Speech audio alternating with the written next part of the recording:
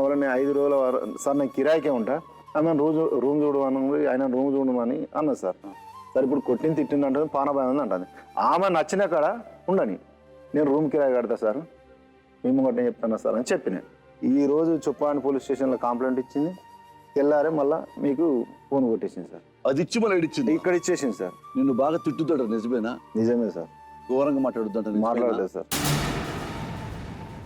మరి అంత ఘోరంగా మాట్లాడే అమ్మాయి, అంత తిట్టే అమ్మాయి, నీమేనే నువ్వు ప్రేమించిన మనిషి నీవేనే పట్టుకొని నాకు ప్రాణభయం ఉంది అన్న అమ్మాయి, ఇంకా అమ్మాయి కావాలని నువ్వు మనసులో అనుకుంటున్నావా? అయితే సరే ఆమె అట్లా మాట్లాడినా ఏంటికోకంటే చిన్న పిల్లలు కాబట్టి తల్లిదండ్రులను విడిచిపెట్టి వచ్చింది కాబట్టి అలానే ఒక గౌరవంగా చదివియాలా చేయాలా, దీని మాటలేంది, దీని మాటలు విడిచిపెడదాం, అదొక్కటి సానుభూతి ఉంది నీకు. దీని విషయం ఏంది, పిచ్చి కుక్క అయినట్టు ఆడుతుంది, అది పిచ్చి అయితే నేను పిచ్చాను.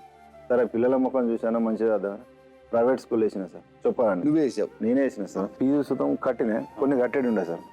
కట్టేటి ఉండే అవి సుతం కట్టపోయినట్టే, మరి నువ్వు పోలీస్ స్టేషన్కి అయినావా చెప్పాడినైనా ఫీజు కట్టేది, మా సార్కి చెప్తే అయిపోదు కదా, ఇంకో 2-3 రోజుల వరకు కట్టదా అని. నీ కొడుకు అయితే బిడ్డ అయితే నువ్వు గట్టినే చెప్తావారా? నీ బిడ్డ కాదు నీ కొడుకు కాదనే నువ్వు అట్లా చెప్తానారా? ఇప్పుడు నేను ముసలిదన్నాను రా, నా బిడ్డ మంచిగా ఉన్నది, ఇప్పుడు నా బిడ్డ దగ్గర 100 సార్లు వండు పోరాని మాట్లాడతా సార్.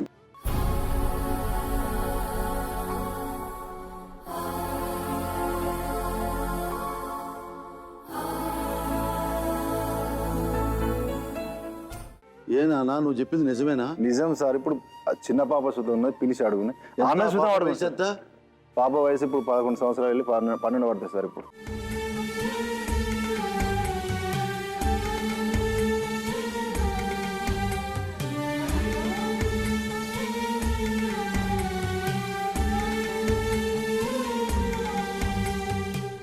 అంటే 11 సంవత్సరాల అమ్మాయిని నీకు పుట్టలేదు కాబట్టి నీ పక్కన అంటాను. అడుగుండి సార్. ఇప్పుడు అందరూ రాజేశ్వరి అన్నారు. అవసరం అనుకుంటా కూతురును చూద్దాం పిలిపించి అడుగుంది సార్. మా బిడ్డ కన్నా మా కొడుకు కన్నా అంత మంచిగా చూసుకున్నా సార్. పిలిపించి ఇప్పుడు అడగాను. నువ్వేమన్నా ఆ మాటకి ఇట్లేందుకు మాట్లాడతాను? నువ్వు పెండ తింటానా అన్నం తింటానా? ఈజు కాడికి ఉమ్మంటే నువ్వు గీ మాట మాట్లాడతాను. నువ్వు అన్నం తింటానా పెండ తింటానా? ఇంకా 4 రోజులు అయితే బిడ్డ పెద్ద పెరుగుతుంది, గదే మాట అంటావంటే గట్నే అంటారా? నేను గట్నే అంటా. నేను నీ కడుపున ఉట్టలేదు కాబట్టి ఆ మాట మాట్లాడుతున్నారా అంటాను. కాదు నాన్న, ఈ మాట ఆ అమ్మాయి డైరెక్ట్ గా నీతో అన్నది సార్. బుజ్జి ముంగట్నే అన్నది. ఇంత మాట అన్న తర్వాత కూడా నువ్వు అమ్మాయితో ఉండాలనుకుంటున్నావా? ఇంకా లేదు సార్, అట్లా మాట్లాడింది సార్. ఆమెకు సుతం 2 తులాల నారా చైన్ వేసినాయి, 12 తులాల పట్టగొలుసులు పెట్టినాయి. మా ఇంట్లో రాజేశ్వరి వాళ్ళు మా ఇంట్లోనే రూమ్ వేసినాయి. ఎవరి దానికే రూమ్ ఉంది. వ్యవసాయం పని రాదు, ఏం రాదు సార్. బీడీలు చేస్తే చూసుకుంటా టీవీ చూసుకుంటూ ఉంటుంది. మరి ఇంత ప్రేమగా చూస్తున్నావు కదా, మరి రాజేశ్వరి అమ్మా నాన్న నీ మీద కేసు పెట్టారంట కదా, నిజమేనా? పెట్టింది సార్. ఫస్ట్ పెట్టిను. ఎందుకు పెట్టారు? మా బిడ్డ నువ్వు తీసుకుపోయినావు కాబట్టి అని పెట్టాను సార్. ఫస్ట్ ఈమెను హైదరాబాద్ తీసుకొని వచ్చిన సార్ నేను. నువ్వు ఇంకేమన్నా చెప్పాలా? ఇంకేమన్నా అబద్ధం చెప్పాలనుకుంటే చెప్పేయి. నేను చూడాలనుకుంటున్నాను నన్ను మోసం చేయడానికి నువ్వు ఎంత నీచానికి దిగజారగలవు అని. ఎందుకు ఆలియా, ఎందుకు నువ్వు ఇలా చేసావు? నీకు తెలుసు కదా నానమ్మ తర్వాత నీ ఒక్కదానిని కదా నేను పూర్తిగా నమ్మేది. ఏమన్నావు నువ్వు? ఈ మధ్య అన్నిటినీ మర్చిపోతున్నావా? అది చాలు. వాటిలో ఉన్న శక్తి విషయాన్ని గ్రహించి మనకు వివరిస్తాయి.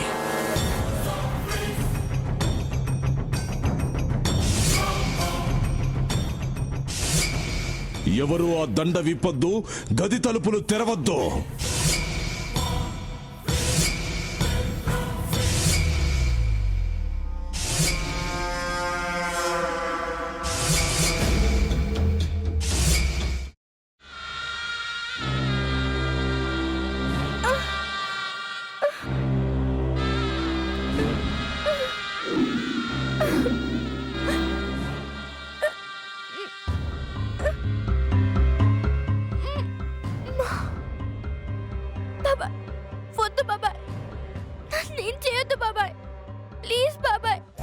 నీకు నిజం తెలిసినప్పుడే నా ఆలోచనలో నువ్వు చచ్చిపోయావు. అబ్బా ప్లీజ్ కొంచెం తినండి ప్లీజ్. భీమారావు గారు మీరా? ఇగో మీరా కాదు సక్కుబాయ్. అవును, మీ పనామే లేచిపోయిందని చెప్పి కంప్లైంట్ ఇచ్చినావు కదా. రేయ్, ఆయన కంప్లైంట్ ఇచ్చింది లేచిపోయిందని కాదు, కనిపించడం లేదు అని. అట్లానా? సరే మేడం. ఇడియట్. ఆ వంట మనిషి పేరేంటన్నారు? రత్తాలు మేడం. ఏం పెద్ద మంచి, నీ వంట మంచిని కూడా మేడం అని పిలుస్తావా? రేయ్ హాఫ్ బ్రెయిన్,